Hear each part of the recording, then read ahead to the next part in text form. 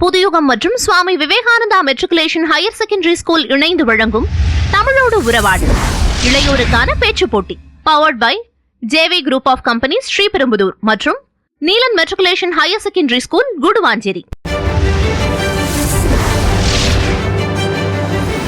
உங்க பேர் சொல்லுங்கம்மா. சார், என்னுடைய பேர் யாழினி திருமுகம். நான் சவிதா சட்டக்கல்லூரியில் 4ஆம் ஆண்டு படிச்சுட்டு இருக்கேன். சட்டக்கல்லூரிலையா? மகிழ்ச்சி. பேச்சில் வந்து ஆர்வம் உண்டா? எப்படி ஆர்வம் இருக்கு ஐயா? முதல் முறையாக பேசுகிறீங்களா? இல்லை, இதுக்கு முன்னாடி பேசியிருக்கேன். ஓ சரி.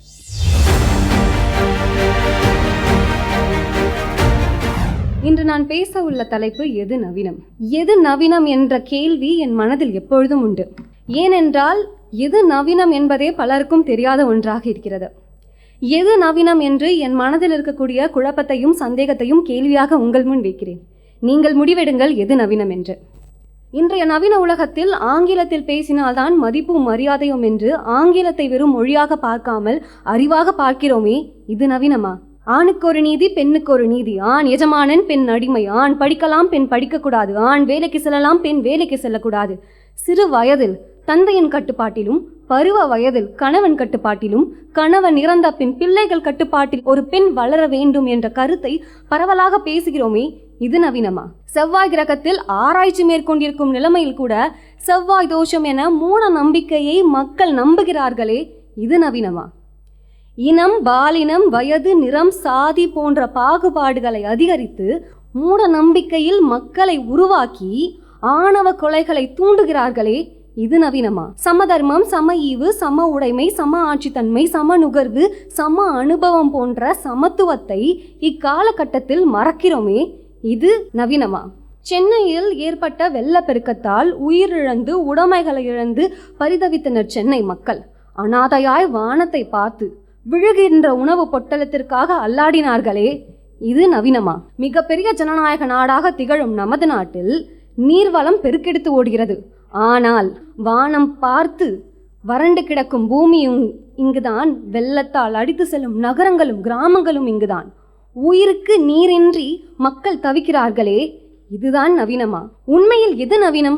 சமீபமாக கொல்கட்டாவில் ஒரு பெண் மருத்துவமனையில் கற்பழிக்கப்பட்டு உயிரிழந்த போது சமூக வலைத்தளங்களில் #Justice for Kolkata rape case என்று பரவலாக பேசினோமே, மன்னிக்கவும், சில நாள் பேசினோமே, அதுதான் நவீனமா?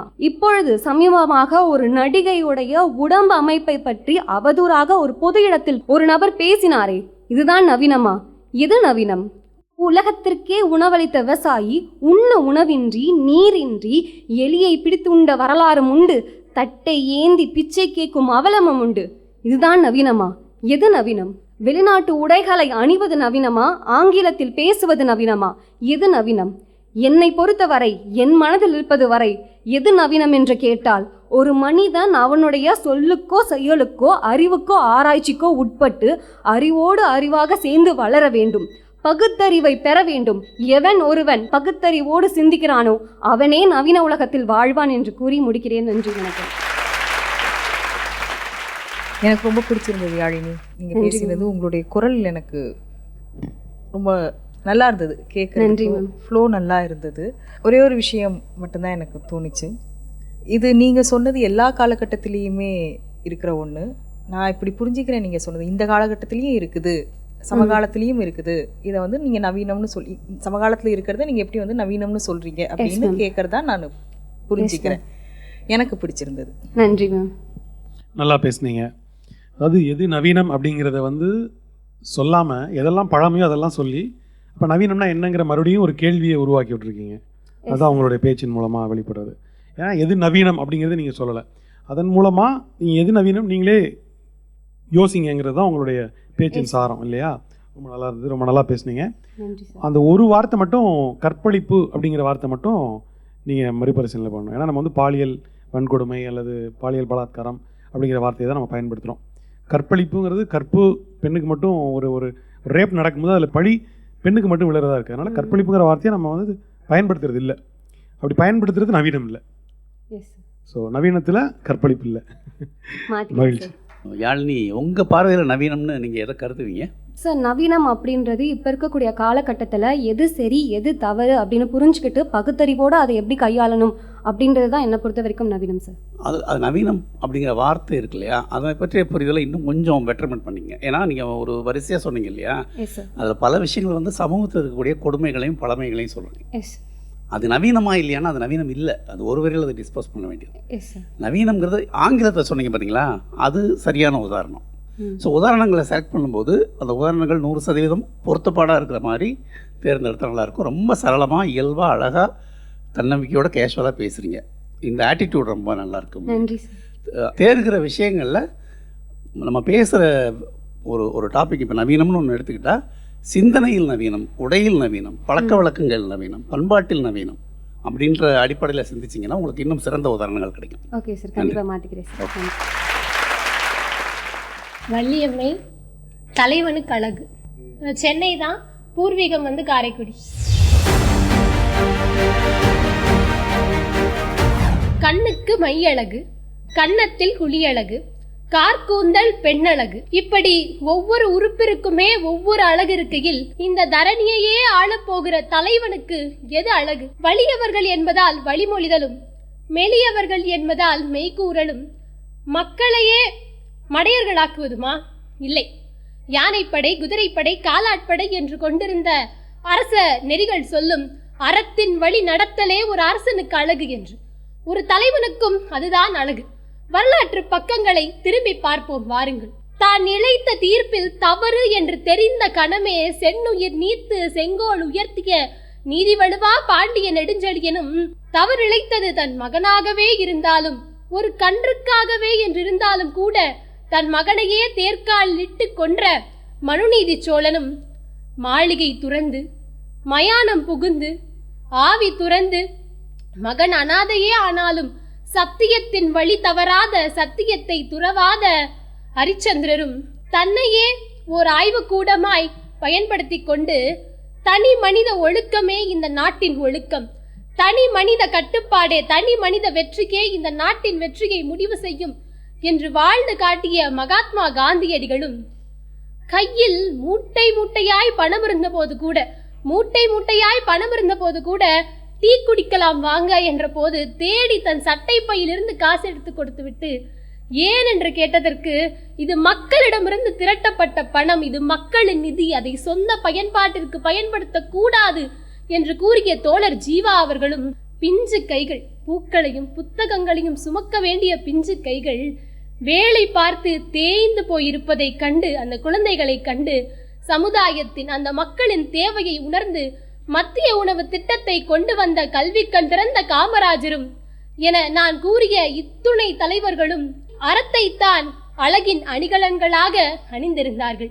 வள்ளுவர் இப்படி பதிவு செய்கிறார்: நிலை மக்கள் சால உடைத்தனினும் தானை தலை மக்கள் இல் வழி இல் என்கிறார். ஒரு தலைவனின் முக்கியத்துவத்தை அங்கு அவர் பதிவு செய்கிறார். அங்கு தானை என்று ஒரு சொல்லை பயன்படுத்துகிறார். தானை என்றால் ஒரு தலைவன் தகுதியுடையவனாக இருக்க வேண்டும் என்று பொருள். அதுதான் தலைவனுக்கு அழகு. அந்த தலைவனுக்கு அழகு என்பது அறத்தின் வழி நடத்தல். நன்றி, வணக்கம். வள்ளியம்மை, எனக்கு ஒரு ஆர்வத்தில் ஒரு கேள்வி கேட்கட்டுமா? நீங்கள் அரசர் காலத்தில் இருந்து ஜீவா அவர்கள் வரைக்கும் சொன்னீங்க. நீங்கள் வந்து இன்றைய தலைமுறை, இந்த தலைமுறை ஒரு தலைவனுக்கு என்ன எதிர்பார்க்கிறது? உங்கள் தலைமுறை பொதுவாக இன்றைக்கு இளைஞர்கள் வந்து அவங்கள யார் அதிகம் ஈர்க்கிறாங்களோ அவங்க நல்ல தலைவர் அப்படின்னு நினச்சிக்கிட்டு இருக்காங்க. ஆனால் அதையெல்லாம் தாண்டி ஒரு தலைவனுக்குரிய பண்புகளும் சிறந்த கொள்கைகளும் அவரிடம் இருக்கா அப்படின்னு பார்த்து செயல்படுறது நன்மையை உண்டாக்கும்னு நான் நினைக்கிறேன். கரெக்ட். இன்றைய காலகட்டத்தில் அந்த கொள்கை என்னவாக இருக்கணும்? நிறைய கோட்பாடுகள் இருக்கு. அதையெல்லாம் ஒன்று உள்ளடக்கிய ஒரு வரியாக தான் நான் அறத்தின் வழி நடத்தலை நினச்சி நான் அதை தான் கொள்கையாக. ரொம்ப அருமையாக இருந்துச்சு நீங்கள் பேசினதும், நீங்கள் எடுத்து வச்ச விஷயங்களும். ஜீவா பற்றி, காமராஜர் பற்றி எல்லாம் வந்து நீங்கள் படித்து தெரிஞ்சிட்டு இருக்கீங்களா? எப்படி அவங்களுக்கு தெரியும் உங்கள் வயசுக்கு? காமராஜர் பள்ளி பருவத்திலேருந்தே பிடிக்கும், அப்போதுலேருந்து படிச்சிருக்கேன். ஜீவா அவர்களை பற்றி சமீபமாக சில காலங்களுக்கு முன்பு நண்பர் ஒருவர் பேச்சிலேருந்து கேட்டு நான் தேடி போய் படித்து தெரிஞ்சுக்கிட்ட சில விஷயங்கள். ரொம்ப நம்பிக்கை தரக்கூடிய ஒரு பொண்ணாக இருக்கீங்க. நன்றி. வணக்கம். உங்கள் பேர்? யுவசங்கர், தருமபுரி மாவட்டத்திலிருந்து வரும். தருமபுரி மாவட்டம். என்ன பண்ணிட்டு இருக்கீங்க? பிஏ தமிழ் பாரதிதாசன் பல்கலைக்கழகத்தில் தொலைதூர கல்வி மூலிமா பயின்றுட்டு அப்படியே போட்டித் தேர்வுகளுக்கு படிச்சுட்டு இருக்கேன். மிகச்சிறப்பு. என்ன தலைப்பு எடுத்திருக்கீங்க? நான் கண்டு வியந்த சரித்திர கதாபாத்திரம். ஓ, சிறப்பு. எதனால் அந்த தலைப்பு எடுத்தீங்க? போட்டித் தேர்வுகளுக்கு படிக்கும்போது பெரியார் பற்றி நான் வந்து கேள்விப்பட்டது வரைக்கும் எல்லாரும் வந்து விமர்சனங்கள்லாம் தவறாக பண்ணாங்க. அதாவது கடவுளை எதிர்த்தாருன்னு. ஆக்சுவலாக அவர் கடவுளை வந்து எதுக்கவே கிடையாது. அதை நான் மாற்றி சொல்லணுன்ற ஒரு முயற்சியினால் இங்கே வந்து பெரியாரை பற்றி ஒரு நல்ல விதமாக எடுத்துரைக்கலாம் மக்களிடையே அப்படின்னு சொல்லிட்டு. மிகச் சிறப்பு. ஆரம்பிங்க. நான் இதுவரை கண்டதும் கேட்டதும் ஏன் படித்ததிலும் கூட நான் கண்டு வியந்த சரித்திர கதாபாத்திரம் என்று சொன்னால் அது தந்தை பெரியார்தான். நாட்டினில் பெண்களுக்காக போராடிய பாரதியார், குலக்கல்வி முறையினை அன்றே முறியடித்த கர்ணன், தேசத்திற்காக போராடிய தேசத் தலைவர்கள் என பலர் இருப்பின் எதற்காக நீ பெரியார் என்கின்றாய் என்று வினவுபவர்களே, இவ்வுரை உங்களுக்காக. குலக்கல்வி முறையினை எதிர்த்து கர்ணன் கணை தொடுத்த காலத்தில் குலக்கல்வி முறையானது ஒளிந்து விட்டதா, முடங்கிவிட்டதா, அழிந்து விட்டதா என்று நீங்கள் என்னை பார்த்து வினவினால் நான் இல்லை என்றே கூறுவேன். காரணம், கர்ணன் கணை தொடுத்த காலத்தில்தான் ஏகலைவனின் கட்டை விரலானது காணிக்கையாக பெறப்பட்டது. அவ்வாறு இருக்கையில் இது எவ்வாறு சாத்தியம்? தாழ்த்தப்பட்டவன் கல்வி கற்றதனால் கட்டை விரலினை காணிக்கை கேட்ட இந்த தேசத்தில் சம கல்விக்கு வித்திட்டு இன்று பல்வேறு பள்ளிகளை நோக்கி பிள்ளைகள் அணியணியாய் படையெடுக்கிறார்கள் என்று சொல்லும் ஆயின் நான் என்றும் பெரியார் என்றுதான் உரைத்திடுவேன். ஆணும் பெண்ணும் நிகரென கொள்வதால் அறிவிலோங்கி வையகம் தலைக்குமாம் என்று நப்பன் பாரதி பெண்களுக்காக போராடி கொண்டிருந்த காலகட்டத்தில் பெரியாரும் அவருடன் இணைந்து பெண்கள் என்றென்றும் கல்லாமை வேண்டும் என்று சொல்வோரை கல்லால் அடித்தாலும் பரவாயில்லை என்று சொல்லி தன் சொல்லால் அடித்தவர். இன்று பல்வேறு பணிகளை நோக்கி பெண்கள் அணியணியாய் படையெடுக்கிறார்கள் என்று சொல்லும் ஆயின் நான் என்றென்றும் பெரியார் என்றுதான் உரைத்திடுவேன். எத்தனை தடியடிகள், எண்ணிலடங்கா கசையடிகள் இப்படியே கழிந்தன நம் நாட்டின் பல நொடிகள். இருப்பினும் அந்நியரிடமிருந்து நம் நாட்டின் தன்னிலை மீட்ட தலைவர்கள் என்றென்றும் ஏராளம்.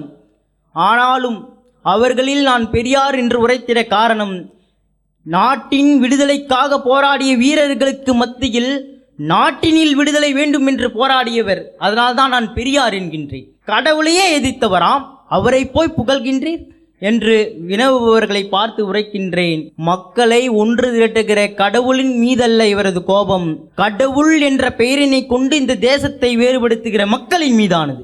அதனால்தான் அவர் சொன்னார், எங்கு படித்திருந்தாலும் யார் சொல்லி இருந்தாலும் ஏன் நானே சொன்னாலும் உன் புத்திக்கும் பொது அறிவிற்கும் எட்டாத ஒன்றினை எப்போதும் நம்பாதே என்று உரைத்தார். வியப்பில் ஆழ்ந்த நான் என்றென்றும் பெரியார் என்றுதான் உரைத்திடுவேன். ஆவதை பார்த்து கொள்ளுங்கள் என்று கூறி நல்லதொரு வாய்ப்பிற்கு உங்களிடமிருந்து விடைபெறுவது உங்கள் வீட்டு பிள்ளை சி.யு. சங்கர். என்னை கவர்ந்த சரித்திர கதாபாத்திரம் அப்படிங்கிறது கேரக்டர் அப்படின்னு ஆகும். பெரியார் வந்து எப்போ கேரக்டர் ஆனார் அப்படின்னு ஒரு டவுட் இருந்தது. சரித்திர மனிதர் இல்லையா அவர் வந்து கதாபாத்திரம்னுங்கிறது வந்து நான் புரிஞ்சது புனைவுகளில் வர்ற கதாபாத்திரமாக இருக்கும்னு நான் நினச்சேன். நீங்கள் பெரியார் எடுத்திருக்கிறீங்க. பெரியாரை நீங்கள் கதாபாத்திரமாக பார்க்குறீங்களா அப்படின்னு உங்கள்கிட்ட கேட்கணும். சரித்திர கதாபாத்திரம் அப்படின்னு மென்ஷன் ஆனதுனால புத்தகங்கள்லாம் வரலாற்றில் நிறைய சாதனை புரிந்தவர்களை பற்றி படிச்சுட்ருக்கோம். பள்ளி பாட புத்தகங்களில் சாதனையாளர்களை பற்றி வரலாறில் குறிப்பிடும் போது பெரியார் கண்டிப்பாக இப்போ இடம்பெறுறாரு.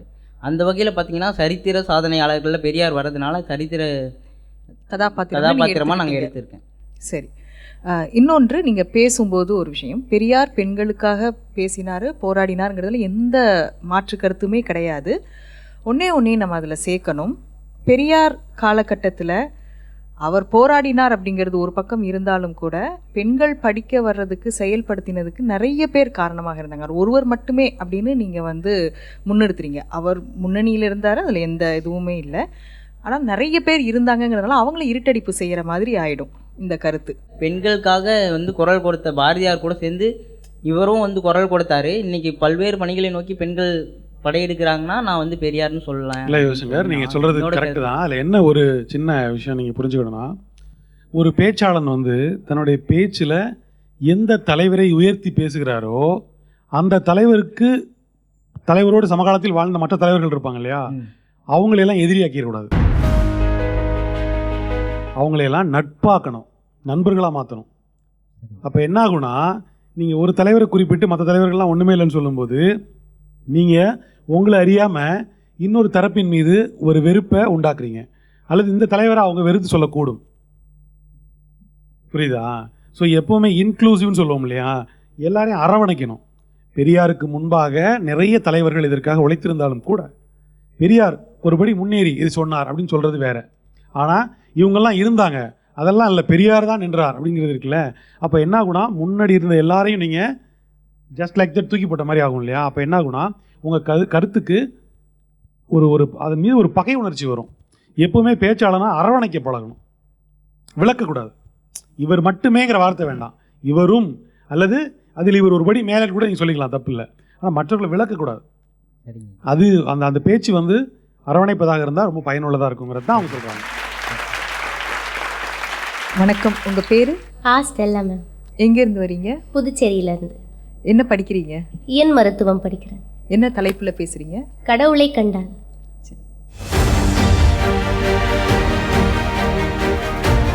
அன்னை தமிழுக்கும் அனைவருக்கும் இனிய வணக்கம். புதுவையிலிருந்து நான் உங்கள் ஸ்டெல்லா. எனக்கு ஒரு 5 நொடிகள் தேவை. ஏனென்றால் இத்தனை தீங்குகளுக்கு பூமிக்கு வராத கடவுள் என் முன் தோன்றிவிட்டாரா? முழு நேர பக்தர்களுக்கு காட்சியளிக்காத கடவுள் எனக்கு காட்சியளித்து விட்டாரா என்ற ஆச்சரியத்திலிருந்து வெளிவர, ஆம், என் தலைப்பு கடவுளை கண்டால். அகர முதல எழுத்தெல்லாம் என்று வள்ளுவரின் திருக்குறளில் முதல் அதிகாரத்திலேயே ஆட்சி செய்து கொண்டிருக்கும் கடவுளே வணக்கம். நான் உன்கிட்ட பொய்லாம் பேச மாட்டேன், ஏன்னா நீ கடவுள்ல கண்டுபிடிச்சிடுவேன். முதல்ல ஒரு வேண்டுதல், நான், என் அம்மா அப்பா அப்புறம் என்னோட நாய்க்குட்டி எல்லாரும் நல்லா இருக்கணும். எப்போவுமே எனக்கு வெற்றியை மட்டுமே கொடு அப்படின்லாம் நான் கேட்க மாட்டேன். தோல்வி ஏற்படும் போது அதிலிருந்து பின் வாங்காத மன தைரியத்தை எனக்கு கொடு அப்படின்றத நான் உன்கிட்ட கேட்டுறேன். எனக்கு உன்கிட்ட சில கேள்விகள் கேட்கணும்.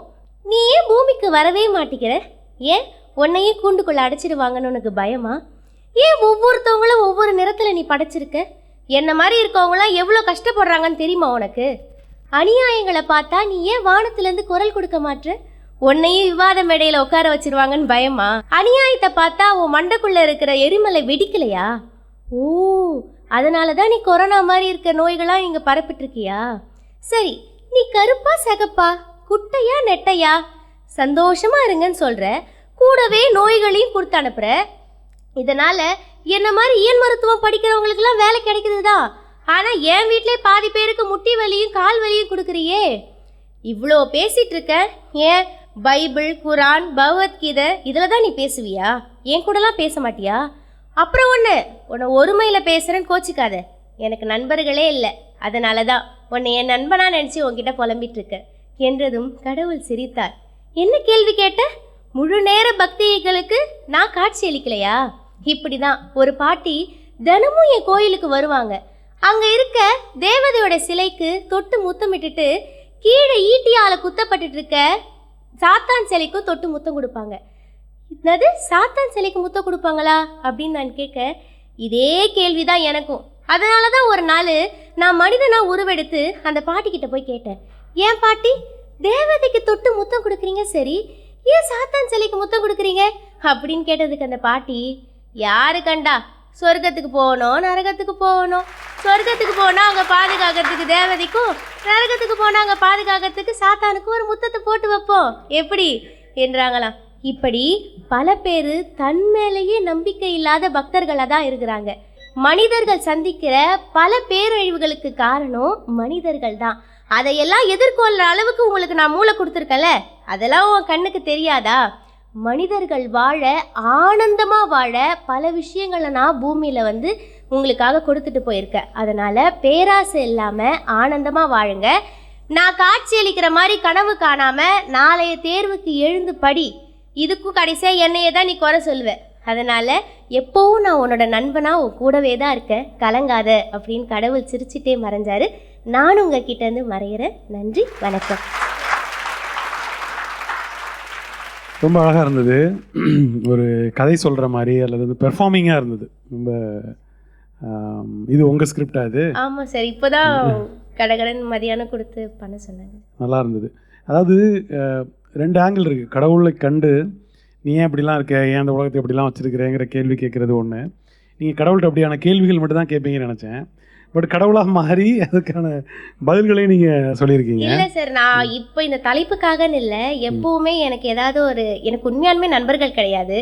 ஏன்னா நான் ஏதாவது ஒரு தப்பு அப்படின்னா நான் இது எனக்கு பிடிக்கல தப்புன்னு சொல்லிடுவேன். அதனால என்கிட்ட அதிகமாக யாரும் பழக மாட்டாங்க. எனக்கு இருக்க நண்பர்கள்னா எங்கள் அம்மா கிட்ட நான் பழகுவேன், என்னோட நாய்க்குட்டி கூட பழகுவேன், கடவுள்கிட்ட கேட்பேன் ஏன் இது நடந்திருக்கு, இது உண்மையா தப்பா, எனக்கு அது கடவுள் பேசுகிறாரா அப்படின்றது மூட நம்பிக்கைன்றது இல்லை. ஆனால் உண்மையாலுமே என்னோட ஆழ் மனசில் இது தப்பு, நீ இது பண்ணது சரி அப்படின்னு சொல்லிட்டு யாரோ ஒரு குரல் எனக்கு எப்பவுமே கேட்டுகிட்டே தான் இருக்கும். என்னுடைய துணையாக நான் கடவுளை எப்பவுமே கூட வச்சுட்டே இருப்பேன்.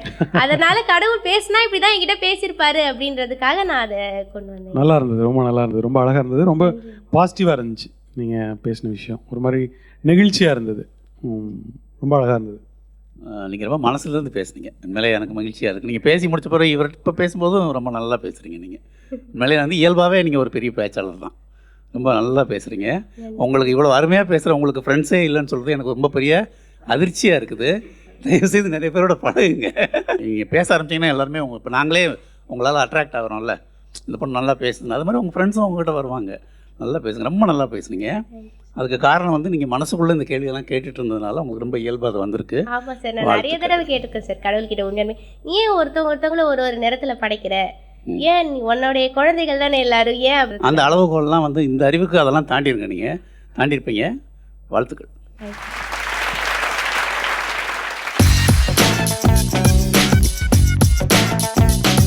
அடுத்த வாரம் அடையாளமற்ற அடையாளத்தையும் வாழ்வாதாரத்தின் அவல நிலையையும் அழகாய் சொல்ல எங்களுக்கும் ஆசைதான். அரசின் கதவுகளை தட்டினோம், ஆனால் கதவுகளுக்கு அப்பால் இருந்தது கார்ப்பரேட்டின் கைகள். தயாரிப்பு, ரீகலெக்ஷன் சொல்கிறதுன்னு 3 ப்ராசஸில் இயங்குறீங்க. ஒருவேளை சாப்பாட்டுக்காக எத்தனை ஓட்டம், எத்தனை ஏற்றம், எத்தனை போராட்டம். இந்தியா சுதந்திரம் அடைந்து விட்டது. பெண்கள் அனைவருக்கும் கல்வி உரிமை கிடைத்து விட்டது. ஏனென்றால் இவையெல்லாம் வெறும் கட்டுக்கதை. எதுக்காக இப்படி பண்றாங்க? பண்பாட்டினுடைய பேர், நம்முடைய பண்பாடு ஒரு விஷயத்த சொல்லுது, வந்தா பாத்துக்கலாம். வித்தியாசமா இருக்கு உங்களுடைய அணுகுமுறை. புது யுகம் மற்றும் Swami Vivekananda matriculation higher secondary school இணைந்து வழங்கும் தமிழோடு உறவாடு இளையோருக்கான பேச்சு போட்டி. Powered by JV group of companies Sriperumbudur மற்றும் Neelan matriculation higher secondary school Guduvanchery. Associate sponsors lotus woman care hospitals, Janus global senior secondary school Kanchipuram மற்றும் ஆனந்த மசாலா அரியலூர்.